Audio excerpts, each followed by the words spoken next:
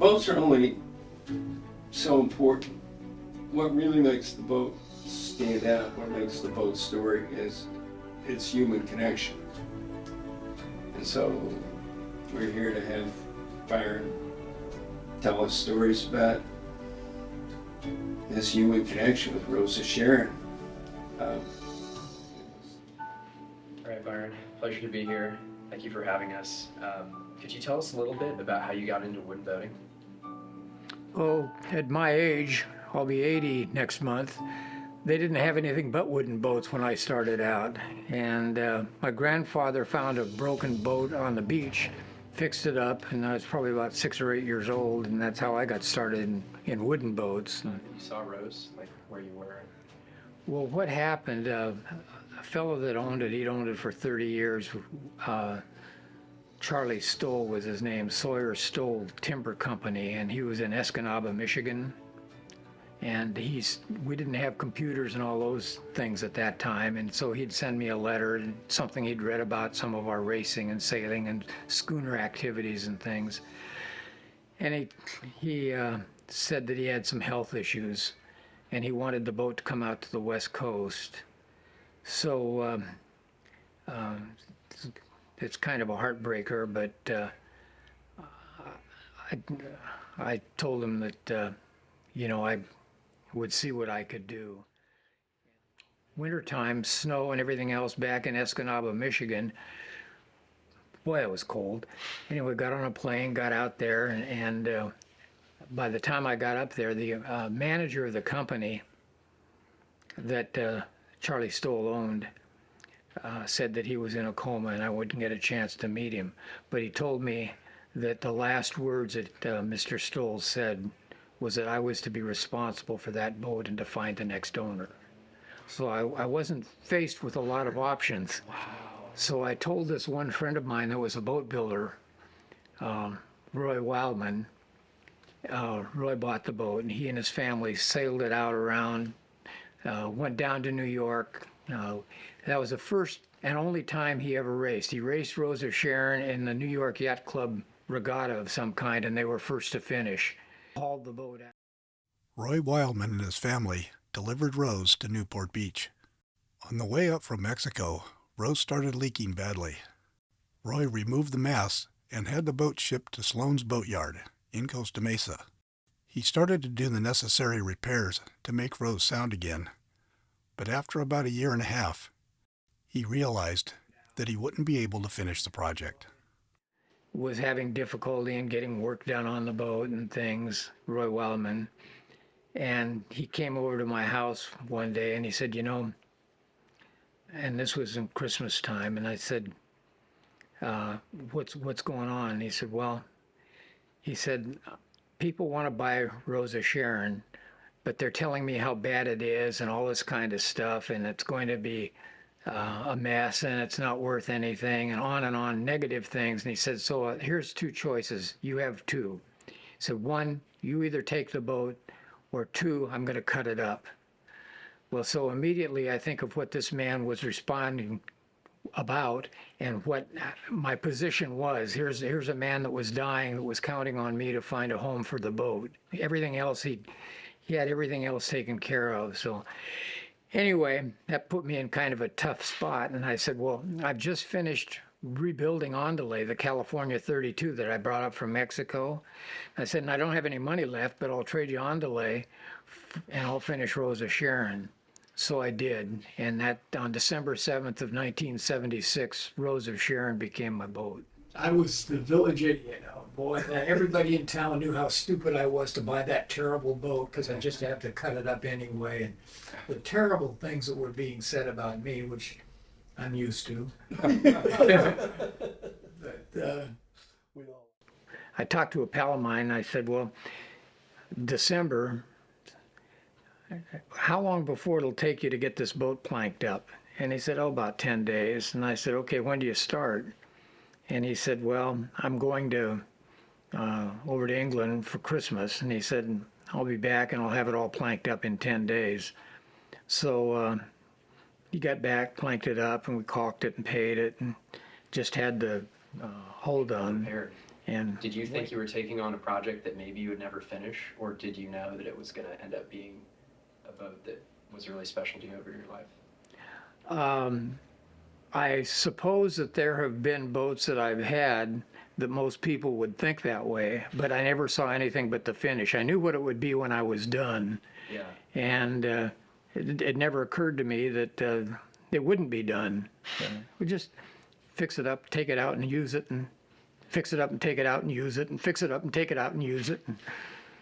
And I hauled it out, and we took the engine out of it. And I didn't have the money to pay all of the shipyard expense that we were doing on it, so I gave them the engine out of that, and got the boat back in the water, and we sailed it around for, I don't know, 2 or 3 years before I finally got enough money back to buy an engine and put in there. Well, everything we did was fun. First of all, that's a prerequisite. You know, if you can't have a good time, you shouldn't be doing what you're doing, and so I wanted to make a race over to Hawaii, and then go up north, and leave it up in Washington, my hometown area. So we entered in, let's see, I think it was 81. We raced from San Diego to Maui, and it was a wooden boat race. There were probably 20 boats in it or so. One thing that made me feel good is the fellow that inspected all of the boats came by after looking at all of them to make sure that they were seaworthy and things. And he said, I want to congratulate you because your boat is the best prepared boat of any of the ones in this regatta. So that made me feel good. The main reason Rose was so ready for the regatta is that the year before, Byron had hired a small army of marine tradesmen to get the boat ready to go. My friend Tosh and I replaced both the fore and the main chain plates, the shear plank, the covering boards, the bulwarks, and the rail caps. Patty and Van Hope had brought all the paint and varnish up to Bristol condition. Bill Emsley rebuilt the Perkins motor. Ed Wall rewired the boat and brought the cooking and electrical systems up to ABS standards. It was a complete surprise when Byron invited me to be one of the crew. This was the trip of a lifetime.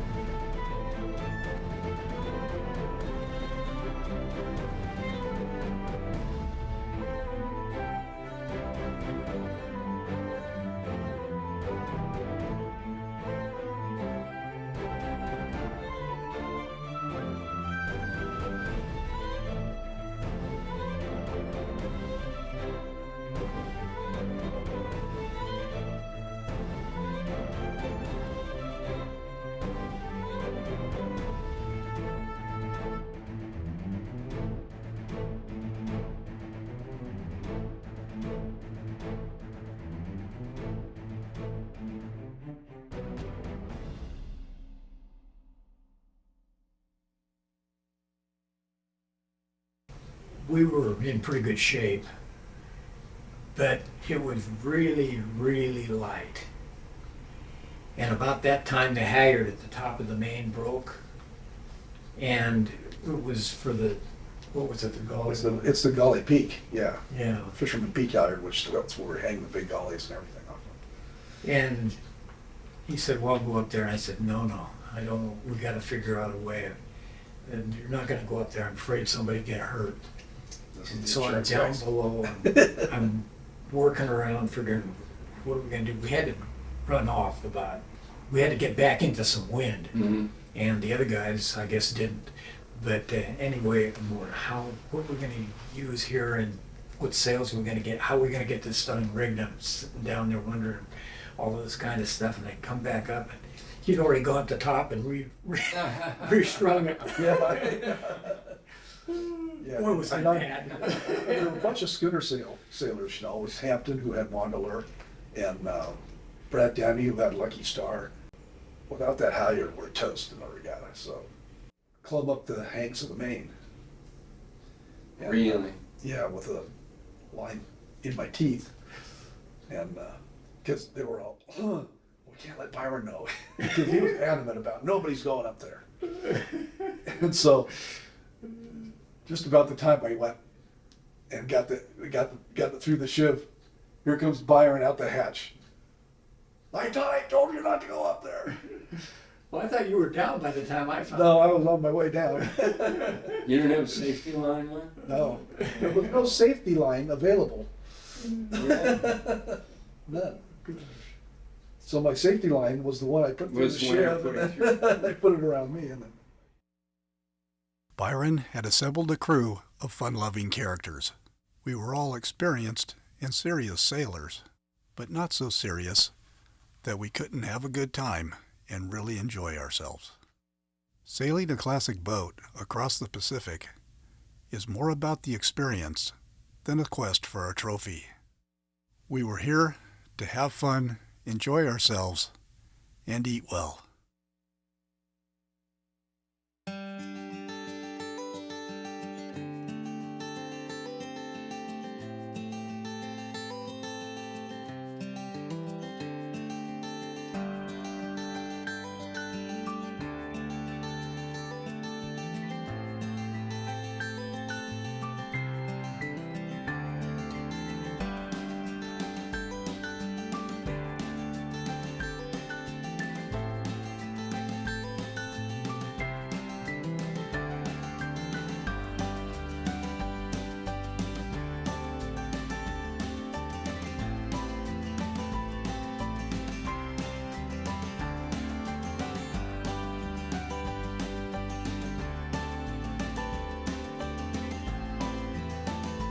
There was a lot of heckling, ribbing, and practical jokes pulled on each other during this voyage. And even though we really didn't know each other at the start, we all became good friends and shipmates at the finish. We all came away with a great fondness and respect for the Rose of Sharon, her designer, Starling Burgess, and her builders, Eastern Shipbuilding. Rose was comfortable, sea kindly, and fast. We were first to finish. And I don't know if it was Bill or one of them said, you know, we've got enough food, we've got enough water, we've got enough time. We could just go through the finish line and then go on to Japan. Tahiti. Or Tahiti. Right? Yeah, it was just, we had so much fun. It's kind of sad that it was over. Yeah, it was.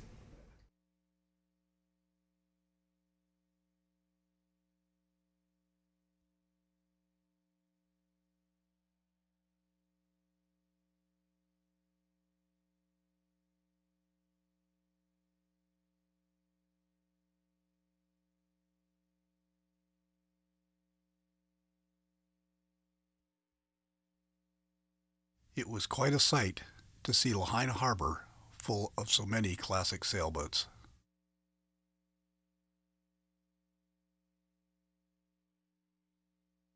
The awards presentation and luau was held at the old Lahaina prison, a fitting venue for this lot. Bob Sloan's son Robbie accepted the award for the schooner Spike Africa, first on corrected time. Brad Downey and Byron Chamberlain accepted the award for Rose of Sharon, first to finish and best elapsed time.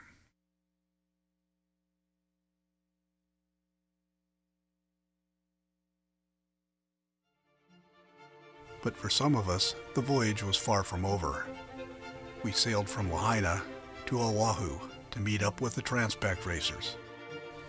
We would take on fuel and provisions, and then be off to Southeast Alaska.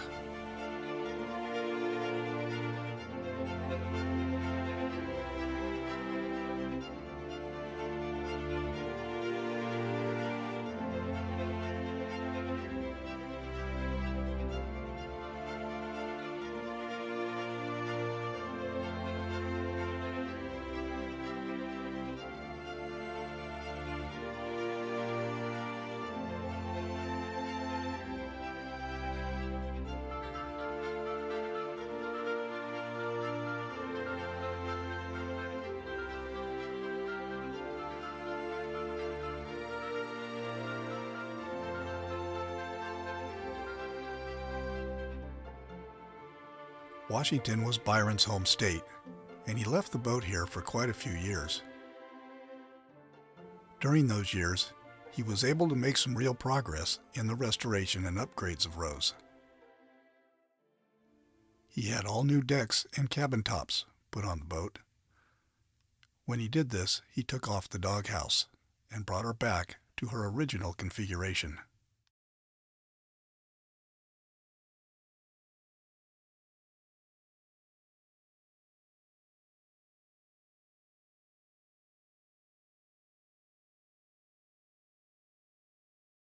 The problem is, sailing in the Pacific Northwest isn't all that great.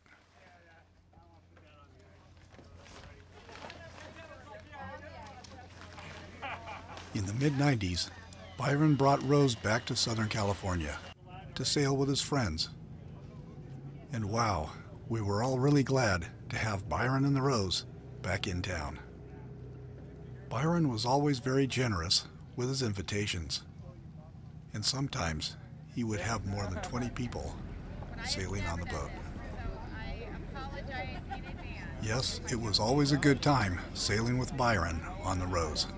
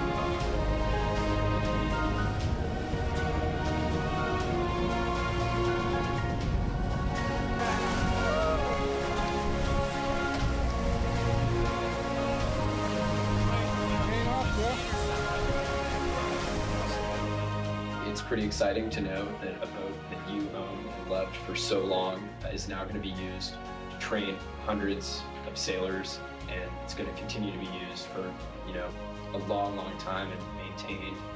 Used to train craftsmen as well as they maintain the boat. Was that a part of your decision to donate Rose to the trust? That was my decision. That was But your decision. because of Wayne Edel, we've been friends since before I owned the boat, even though he's so young. And I knew that that would be the right place for the boat. And when, I guess all of us have the same thing, but it's not the value that's important, it's the future and the meaning of what you've had in the boat, and knowing that Wayne is going to take care of it, and what he has going with this new program. God gave me a wonderful thing. Now that Rose is under the care of the Maritime Preservation Trust, all we have to do is Fix it up, take it out and use it, and fix it up and take it out and use it, and fix it up and take it out and use it. So Nobody knows that better than Wayne. As humans, we are mortal. We have a lifespan. So many years. But what we do with our life, the fun we have with our friends, and the legacy we leave behind can go on and on for generations. Charlie Stoll and Byron Chamberlain did a great thing, sharing the Rose of Sharon with all of us. Byron has given us the helm. Now it is our turn. What good times await the next generation. Like when you're on the masthead, you just see the sails like that. I was like, did you get that shot? I did.